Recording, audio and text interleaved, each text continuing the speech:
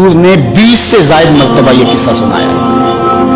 فرمایا کہ بنی اسرائیل میں ایک شخص تھا، اس کا نام کفل تھا اور بہت بڑا بدکار تھا۔ ہر رات بزم عیش سجدی اور وہ داد عیش دیتا۔ ہر روز کوئی نئی خاتون اس کے گھر کی زینت بنتی۔ ایک دن ایک خاتون کو 60 دینار دے کے وہ اپنے گھر لے آیا۔ جب بدی پہ آمادہ ہو گیا تو اس خاتون کا وجود کانپنے لگا، اس کا بدن تھر تھرانے لگا۔ کفل نے کہا کہ کیا ماجرا ہے؟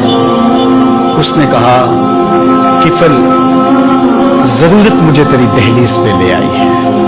میں کوئی بدکار خاتون نہیں ہوں، لیکن ضرورت مجھے تیری چوکھٹ پہ لے آئی۔ بس دل کی اتھا گہرائیوں سے نکلے ہوئے جملے تھے، دل کی اتھا گہرائیوں میں اتر گئے۔